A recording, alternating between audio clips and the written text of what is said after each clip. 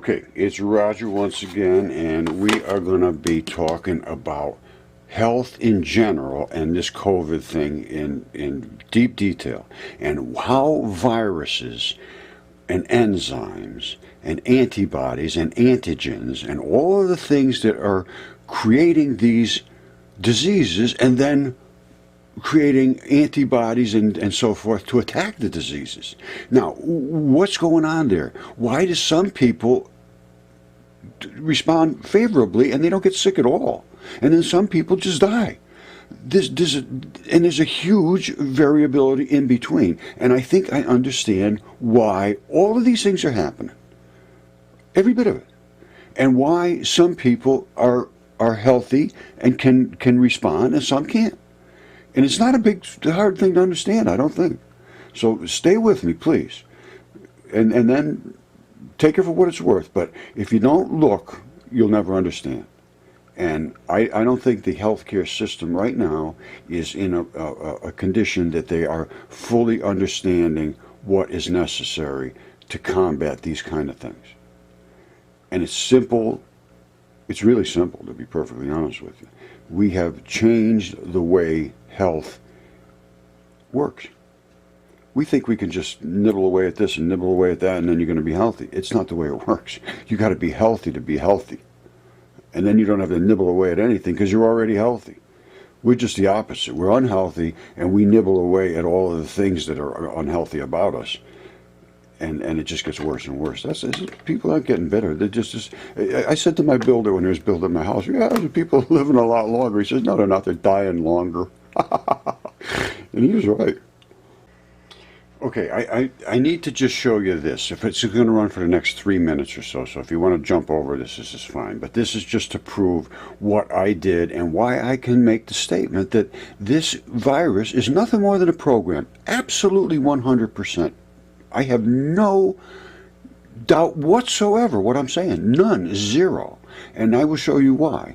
Now, I'm going to explain to you what I did, and we made literally an organism that it interfaced to credit card machines and cameras and cash drawers and remote printers and all kinds of devices.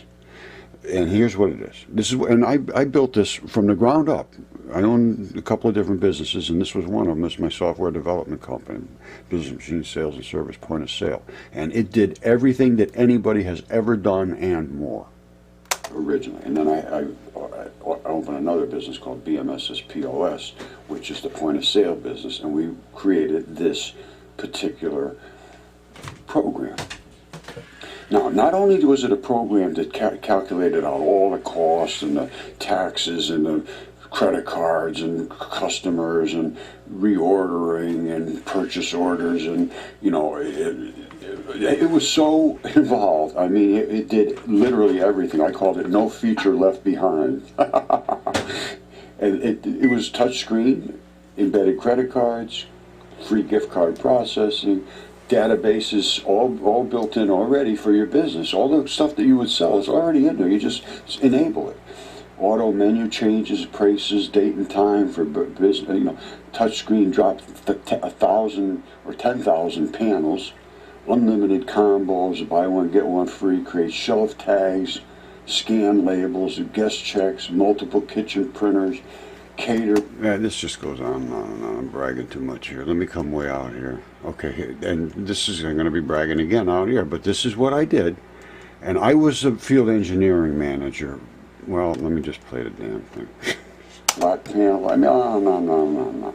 Optional integrated surveillance. With the surveillance, what happened, we had the cameras all built in, and the price, whatever they were ringing up, would show right up on the screen here. And the guy that's sitting in his office and watch all this, he could go back and put in, I want to see how many. We had these in Dunkin' Donuts stores, and these guys had 20, 30 stores, and they would have the in their offices in the main place where they'd all hang out, their office, they'd have all these cameras. They'd be able to watch all their drive-thrus at one time, 20 stores. It was absolutely amazing. 6 packs of Budweiser beer we sold yesterday, and then watch them being sold. I mean, it was just absolutely unbelievable. Full version 4, no feature left behind. We did hardware, programming, training, installation, supplies, support, everything. So this was what I did there, and before that, I worked for Walter Kidder Corporation. They took over from Victor, and this was me in 1979. This was all the field engineering managers, which I was one of them. I was in the Eastern Region. Attached Eastern Region Service Scoreboard for December. Congratulations to all the branches with over quota. For the year, the Eastern Region did 105%, which was the #1 region. So, but that's the whole region. Now here's me. Roger Spurgeon's Connecticut Yankees finished the last quarter with a combined quarter profit objective astounding 360%. They get their plaque and so forth. Nice going, Roger. This was a great year and all this business. Well, 2 years later, I started my own business, and they actually went Chapter 11. And it is a whole story about how they got real upset at me for doing. All right, forget about that. That's days of yesterday here. All right, let's get back to this. We're going to get into why the bacteria. They're programmers. The bacteria in your body are programmers. If you don't have the bacteria in your body, you can't write the programs. Simple as that. And if the bacteria is there and it writes the program, and then it says go out and pick up some of these molecules, and it says, well, the molecules aren't there. We say, well, you're still screwed. This is, and it is so simple. It's just phenomenal. In my mind, what we need to do, well, I'm going to break it down for you. Just stay tuned. All right, this explains it. I mean, it just doesn't get any simpler than this. Gut bacteria, what is that? That's the things that are growing in your gut. The bacteria that's in you. You always think the bacteria in you is harmful. It's not. The bacteria keeps you healthy. They are the programmers. And they are known to play a crucial role in keeping us healthy. They know this. Once you take antibiotics, you kill all those things. Or you take MMR vaccines and you kill all those things. If you don't replace them right away, you're in trouble. They suggest that the interactions between these hosts, gut, and the bacteria that colonize our intestines control how our body responds to illness. And it's no question whatsoever, it's a fact now. Scientists have known this for some time, that the microbes help regulate the immune responses. They are the immune response. They get a signal that says, hey, we're being attacked by C6H12O6, some chemistry. And it says, oh, we got to create a zinc molecule, whatever it is. And then that goes out into the bloodstream with the address targeted onto it for the cell, which is the address is the antigen, and then the antibody, which is the chemistry. That's all it is. It goes out, it attaches, and it kills it. Now, we try to go in there and go around our own bacteria by throwing in a couple chemistry here and a little chemistry there, thinking we're going to fix things. That's not the way to do it. Your body has to do the regulation. You're now overriding your body's regulatory system. Now all of a sudden your body says, whoa, whoa, whoa, something's going really wrong here. And then your body responds back and forth, and you just keep getting sicker and sicker and sicker. All right, now there is a ton of articles about the dance, the homeostasis, which means the regulation of your gut and your autoimmunity. Now, it's a delicate balance. Now, when they say a delicate balance, that's a fact. Your body has to balance this. And what it does is right now you have a ton of things in you would kill you, absolutely kill you, if your body didn't keep them at bay. That's the key. So, it's a balance. They have to eliminate the invading pathogens and still maintain self-tolerance to avoid autoimmunity and being critically invaded, really, by bacteria that is there to do housekeeping. It does all kinds of things. But once you lose control of it, it can overwhelm your system. And then it takes right over, and then it breaks through your cell walls and all. I mean your cell membranes and things like that. And then you get direct invasion into your bloodstream, and that's sepsis, and that can kill you very, very, very quickly. And that is what's happening with this COVID. They're finding it becomes septic. All right, I think at some point I have shown you that I did programming. I understand the way programs work. And this is nothing more than a program. Absolutely 100%. This is biological transcription. We used to code programs to do certain functions based on the sequence of digits. And we only had a 1 and a 0 to work with. And, you know, it depends on how many digits you put together, how much programming you can do. 64-bit code gives you a ton of capability, because you can have a 1 here and 63 zeros, or you can have a 1 in the second one and have 63 zeros, you know, 1 here. And I mean, it can go 1 and all the other ones are 1s. I mean, it's unbelievable how much program capability is in a 64-digit code. When we're working with biological sequences, this is what we're working with. And every one of these has thousands and thousands of positions. And when you look at the COVID thing now, hold on one second. Wait, before we go to the way the virus is attached, let me just finish up with this. This is the transcription. This is the first of several steps of how DNA gene is expressed. So if you have a certain chunk of code in your DNA, and they know these certain areas, and they say if this chunk is defective, you're going to get liver cancer, or whatever it is going to be. And they say if this chunk is bad, you're going to have some other issue. Well, in a way, they're correct. In another way, they're wrong. The segment not necessarily is bad. It's the way it responds to the chemistry of your body. And there is a variety of responses, and we'll go through all of them, I'm sure, at some point or another. Now, the first issue we have to deal with is how do we get this transcription correctly so that we can express this gene if it's supposed to be expressed? Well, the particular segment of DNA is copied into RNA by an enzyme. All right? Enzymes are nothing more than viruses. They're programs. A virus is a program. An enzyme is a program. One fights against the other. We consider the virus to be a destructive program. We consider the enzyme to be something that creates chemistry that is good for your body. They're exactly the same, but we lost control of the virus, or it is programmed to do something that is against our best interests. And most likely it's because we don't have the response to keep it in control. It has a job to do. All these things in us have a job, even though they're bad. But we have to keep them from getting out of control. They'll probably break something down that should be removed by the lymph system or something like that. But then they start breaking down things they shouldn't because we can't stop them. It's that kind of simple thing. Now, transcription proceeds along all this. They create all these different little molecules. And at the end, really, the stretch of DNA transcribed into an RNA molecule. This is at the end of all this.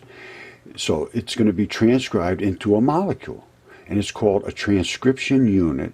And it encodes at least one gene. So and then that gene creates the protein. And that is the protein is what is the program.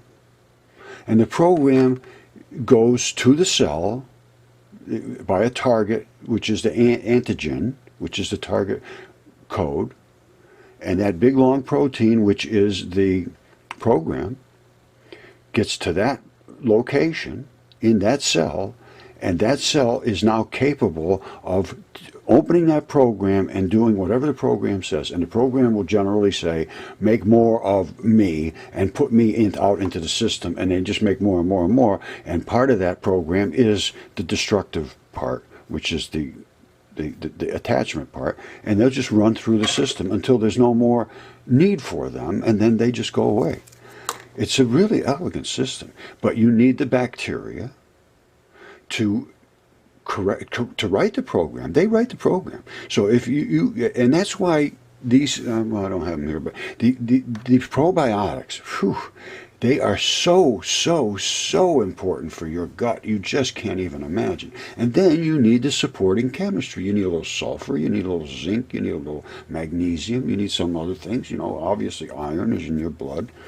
These are all very, very important. And we're not getting them from the foods that we eat normally because of products that are in our foods that are not good. And this glyphosate is the key problem. In my world right now, I'm focusing on glyphosate because glyphosate is a herbicide. That means it kills bacteria and weeds. That's what it does. And not only do they spray it on it to kill the weeds, they spray it right on the stuff you're going to eat just before they harvest it to dry it out. I'm not kidding you. And you're just going to be consuming glyphosate. And that is going to kill the bacteria in your body. And Stephanie Seneff, Dr. Stephanie Seneff, MIT, very, very senior researcher there. I've been in a little bit of contact with her, and I understand what she's going. She's going with the chemistry. And I can't talk in her realm because she's just so far advanced from me. But she's talking about the GLY type of glyphosate. It's mimicking other chemicals, or it's somehow destroying the chemistry that glycosol or these glycines or whatever they are. I'm not even going to try to make any sense of what she talks about because she's so far ahead of me. I can't go there. But I see it as the killer of bacteria in your gut. And once that happens, you're done. So if you don't have these probiotics in your gut, and I mean you need a ton of them, you need them basically every day, and because we're not getting them from the food system right now. The things we're getting from the food system are not as good as they should be. Let me put it this way. In some cases, they're destructive. So I guess we'll just keep going. Okay, my friends, I told you that antibodies and antigens are nothing more than programs and addresses. Let's talk about that. An antibody, also known as an immunoglobulin, is a large Y-shaped protein produced mainly by plasma cells that is used by the immune system to neutralize, destroy, and kill pathogens such as pathogenic bacteria and viruses. Now, the bacteria are living things, viruses are other programs.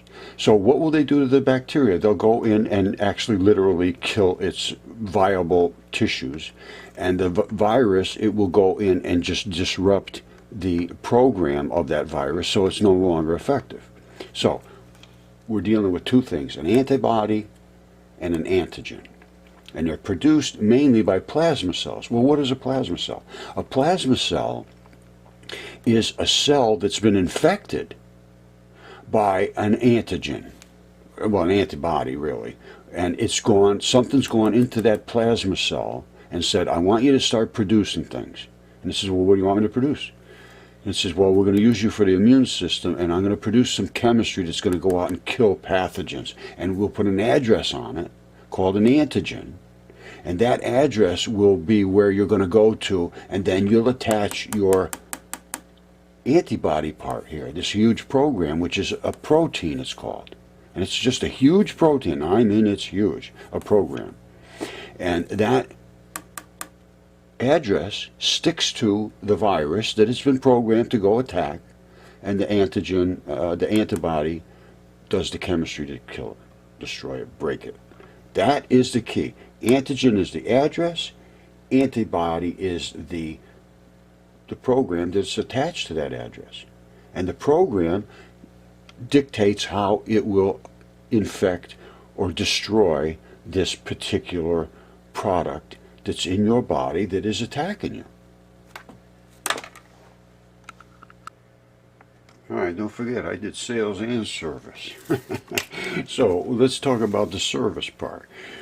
I told you there's a program, and it's a gigantic program. There it is. And this is all chemistry wound together in an exact way. And they make certain loops and twists and attachments. And when that attaches to the cells in your body, it starts to create all kinds of chemistry based on this program. Now, these are coronaviruses. Now, what is a coronavirus? It has that corona around it, which means a round outside structure that is not on the surface. These are the attachment points. And how do they attach? Well, I'm not exactly sure, to be perfectly honest with you. However, they're talking about a spike now in this COVID attaching to somewhere in here. Now, this is corona spike holds infectivity details. So we're going to look into that a little more. But the key is once it gets in here and it gets through and it gets into the nucleus area, it just starts to create the program. These cells are designed by God to do whatever the invading chemistry tells it to do. And then it might tell it something bad to do. And it'll just squirt it out into the bloodstream. But then there's going to be another one that'll say, "Ooh, look at that bad stuff. Let's put that under control." That is the way. You're going to have bad stuff, you're going to have good stuff, and you're going to have some of each all the time. Never going to be able to keep the bad stuff out. No way possible. You have to regulate it. And these are the guys that regulate it, the proteins. The antibodies are the proteins. The antigen is the address. It might be that little purple thing.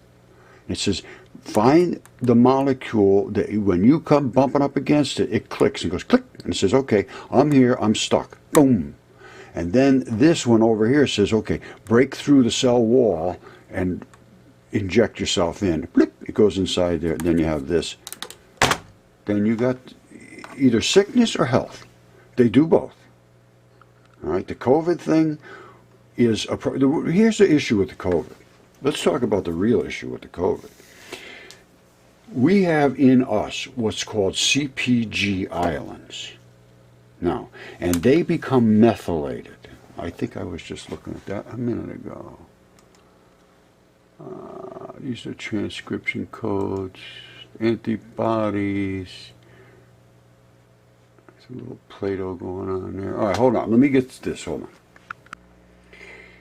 Okay, this goes back to about 2013, and they realized at that point all of this extra DNA that we had was not junk. They said the science of no longer junk DNA. Why study it in chronic kidney disease? So at this point, they're just looking at kidney disease. Well, every single thing there is related to this. And here's the key. I'm not going to go into deep details because it gets a little tricky, but epigenetics, that means there's something above the gene. The gene, so epigenetic means above genetics. It controls the genetics. And it's the study of gene expression. Genes are the expressed, they go out and they do certain things. Well, the study of gene expression regulation that cannot be directly attributed to changes in the DNA sequence. So if they say, here's your DNA sequence, oop, you got a defective code. Well, there's no defective codes, but you still got a problem. So it's not directly, the problem is not directly attributed to a change in your DNA sequence that we all understand. Now, among the 3 billion nucleotides, that's these little groups of molecules in our genome, that's our genetic makeup, less than 2% are responsible for making proteins. Those are the things that we know what they do. The rest of it we thought was junk. The rest of the sequences were long thought to be non-functional. They did nothing. They thought they were junk. Well, possibly only there as a buffering zone for some future mutations, let's call it. Well, recent reports, especially those published by the ENCODE Consortium, indicate that by describing and annotating the cellular epigenomes, functional roles could possibly be assigned to as much as 80% of that junk. It seems that the instruction manual, this is where I'm going, the instruction manual governs gene expression is hidden somewhere in the junk DNA. These are the CPG islands that I talked about. And in my world, the program would say, go to this certain program location, and it would be dictated by a series of numbers or letters, alphanumeric, and that would head that sequence of characters.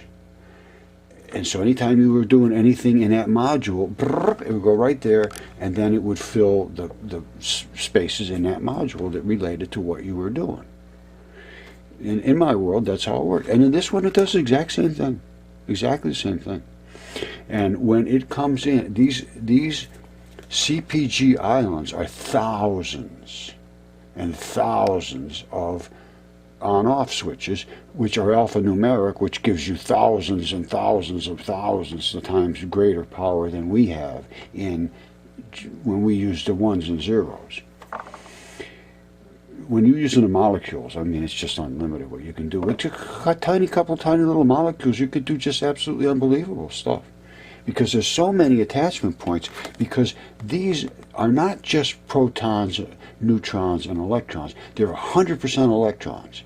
So every proton is 1,837 electrons. You know, once you start to break it down to the reality of the world we're living in, it's pretty damn sophisticated. And I'm going to tell you another thing. There is no other way than God.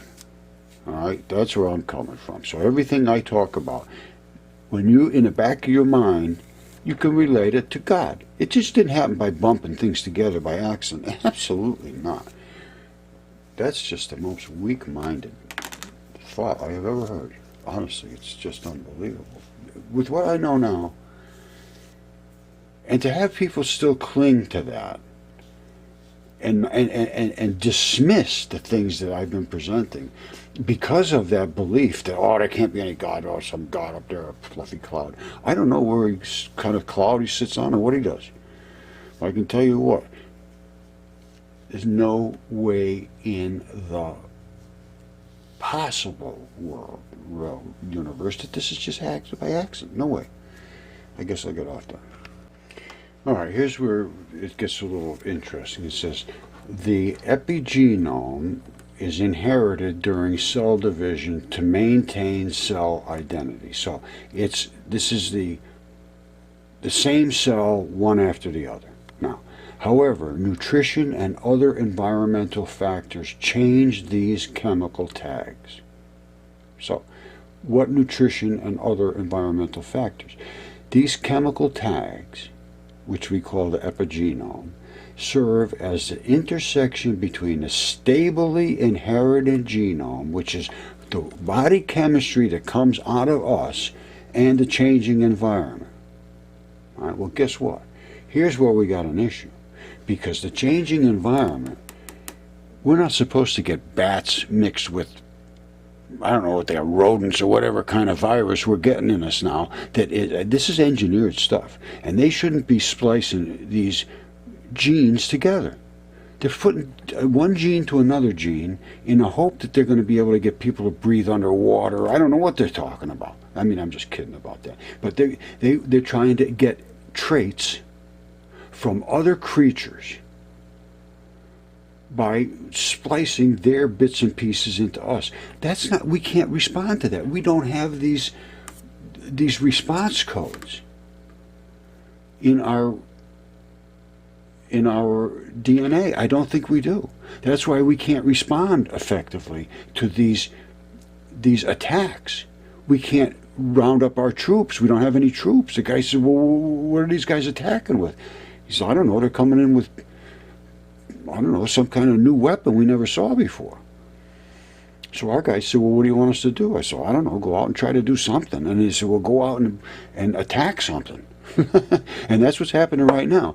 We're sending our troops out to attack this coronavirus, which is infecting the lungs primarily, deep into the tissue of the lungs, and it's infecting the things. This is a lung. All right, this is the kind of stuff I work on, soft tissue fossils. This was supposed to squeeze and come right back. So there's balls and straps in here, and they surround all of the little cavities that are where the air gets transferred through. It goes through there. That's blood. You know, that's where the blood would be, the red tissue of the blood. Now, and this is a fabric that just surrounds everything, so that you can go this way and then come back up, and it's just made that way. Now, what's going on is the coronavirus is going down into here, and the chemistry, it's not necessarily bacteria down in here. Somewhere, some bacteria somewhere created a program, and now it's a highly efficient program. It's replicating itself very quickly, apparently, and what it's doing is it's attacking the flexiness, the elasticity of this tissue. And I have shown this many times. This is interstitial. It's exactly identical to interstitial, which is balls and straps. And the balls are the anchors. The straps let things move this way and come back. They're flexible, but they always return to their original position. So you can stretch and they'll come back. You know, they're squiggly little things. I probably should show you this stuff, but I've shown it so many times. Anyway, that's the key. What it's doing is attacking that flexible stuff. The flexible stuff now, you can't do this. And what they said is they cut through them, and instead of coming out with the normal kind of fluids, they're seeing a sticky fluid come out, which they never saw before. And I believe it is the interface between your oxygen that's coming into these holes, and then the other side, which is the cell wall and into the bloodstream matrix. It's attacking that flexibility in some manner or another, whether it's inside in here and attacking out this way, or it's in the blood out here attacking in this way. But what happens is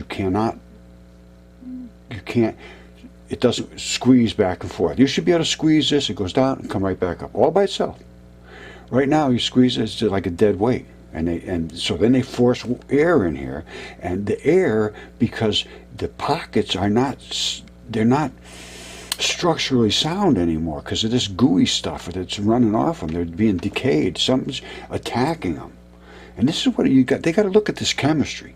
This can be solved. There's a lot of things, I don't know what they're doing behind the scenes, but I see a lot of things I'd do if I was in charge. I'd love to have somebody contact me. I'd say, here's what I'd like to see you do, and here's what and I'd like to see what the chemistry is, all kinds of stuff. And then we also have other issues with the Roundup that's in the. I want to see that. What does that do? How does that affect the bacteria that's in the body? There's so much to look at. I don't know if it's being looked at. Nobody does. That's why everybody's worried about conspiracies, because every time I say anything to anybody, nobody ever does anything. Nobody ever contacts me back. It seems like nobody cares about anything. Do they? I have no clue. But I can tell you what, I'd love to have somebody talk to me about it, because I have some ideas that I think are not being looked at. So I know maybe you take that as a big boast, but take it any way you want. Because I think we're missing a lot of stuff. I mean, I know we're missing a lot of stuff. All right, remember I said about interstitial, and I said that it's going to be inside of this lung tissue. It's inside of this is skin, and underneath is this interstitial. That's the rubbery, elastic, flexible layer. You stretch this way, you pull this way, you pull that way. It doesn't matter, it's going to come back. And I will show you what this looks like in a completely eroded state. These balls are the anchors. These straps are the things that flex and come back. This is really not a good representation. They are very, very squiggly. They're all squiggly, but they always come back to the same squiggliness. That lets them stretch and stretch and stretch, and I will show you. But they're stretching around fluid-filled bags, and that gives you this nice flexibility when you're young. Not like me, but when you're young, you've got that nice little fluffy, fluid-filled skin. Basically, that's what it is. Now, let me show you what it looks like when this erodes. Now, this is skin that is gathered. This is skin that is stretched. That's all it is. And this is the balls, and these straps can stretch, and then they will come back. These will all lay out. It'll end up being like up in this area when this all comes back together. You see it? Now, that gives you the flexibility to move. And this is highly eroded. Obviously, you can see it's basically been sandblasted to reveal these skin patterns. And I can talk later about this, but I'm not going to discuss this particular picture right now. It's something that we'd have to discuss later. But that's what is in this lung tissue and under your skin. That's what lets you pull and do this and that. This is exactly the same, but then there's a bunch of little holes in amongst it where the air filters through. But these are the things that come back and forth all day long. Okay, this is a great article by Dr. Stephanie Seneff. She's with MIT, and she's been working on glyphosate, and I have too. Now, she is also relating it to COVID-19, and I don't really want to talk about her work because I think she has a little different take than mine. But glyphosate, in my world, kills the bacteria in the body, and the bacteria is the only thing that keeps you healthy. Now, she's talking about, okay, this is, whoops, where'd I go? Here it is. This is about all I can talk about. She gets down to here where it's, we're talking about pulmonary surfactants. And what a pulmonary surfactant is, it's slime that's on the inside of the balls that are where the air goes through. They're called alveoli. And it's a complex mixture of lipids, which are fats, and proteins, which are protectors. Proteins are the protectors of you. And those fats and protectors produced exclusively by alveolar type 2 pneumocytes. Those are there's certain cells that forms a critical part of the alveolar lining fluid. Right? And that's where the air comes in and hits against it, and you get your oxygen. Surfactant reduces alveolar surface tension. So the actual tissues are being, the tension of them is being changed by this particular surfactant, which is the stuff that's on the surface, thereby preventing the lungs from collapsing, really. The ventilation perfusion mismatch, if there's a mismatch, and hypoxemia, right, if you don't have this stuff correct. The surfactant protein A and surfactant protein D, two components of the surfactant complex, play essential roles in innate immune defense by facilitating microbial opsonization and clearance. That's a word that you might have never heard before. Now, in other words, and this is what you really want to take away, in other words, these two proteins, SPA and SPD, are essential for breathing in air and for fighting a virus infection. If they are disrupted in any way, it can be predicted that a viral infection will induce impaired lung function and extreme difficulty in breathing. This is what we have. This is what Dr. Seneff is alluding to. Now, what can change these proteins? In other words, these two proteins. Remember how complicated those proteins were? Those proteins are a response to a bacterial program. Right? If that bacteria is not there, you have no program.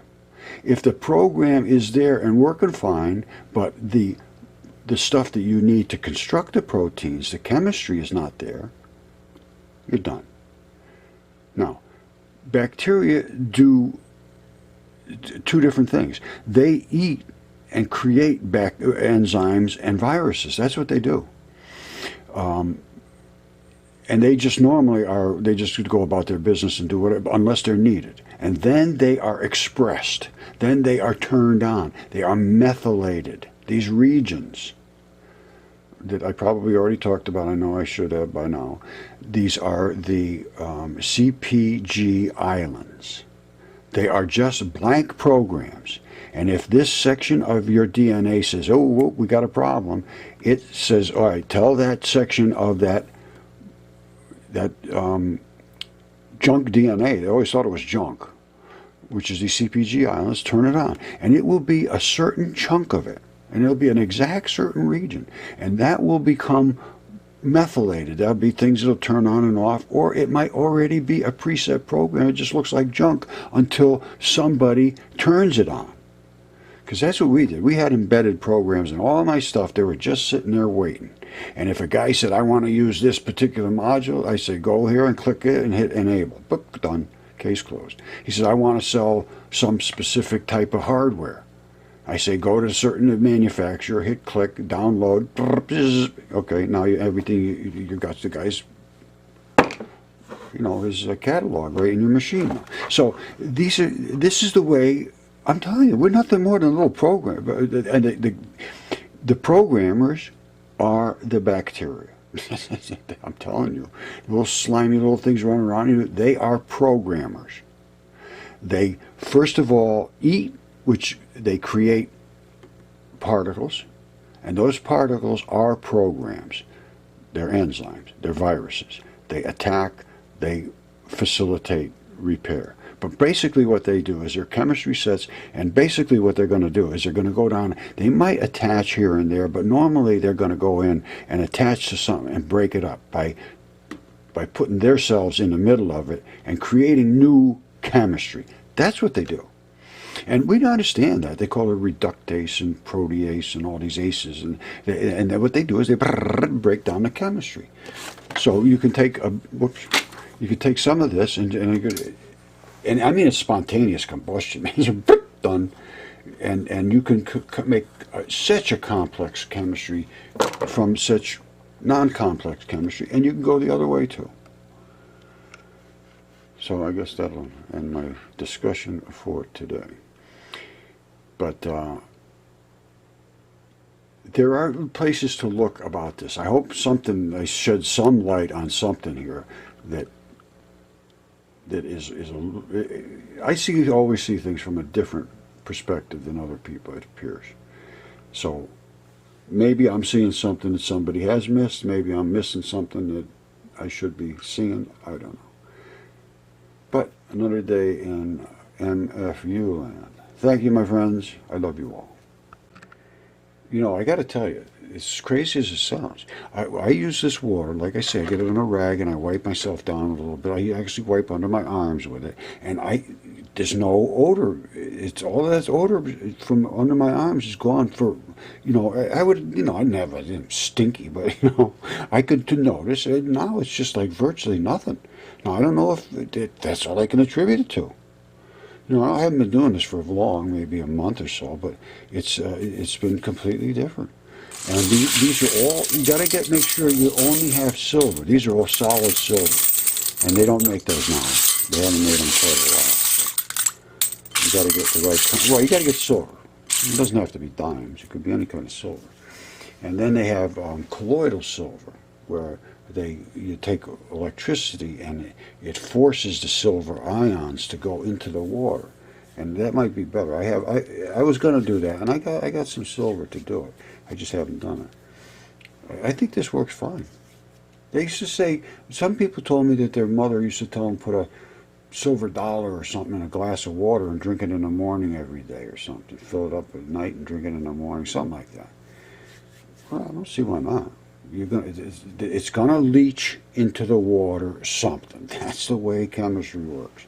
Water will always, well, not always, but it's you can always assume water is going to draw something away from virtually anything that it touches. So that's the way God made water. And I love water. I love God. And I love you.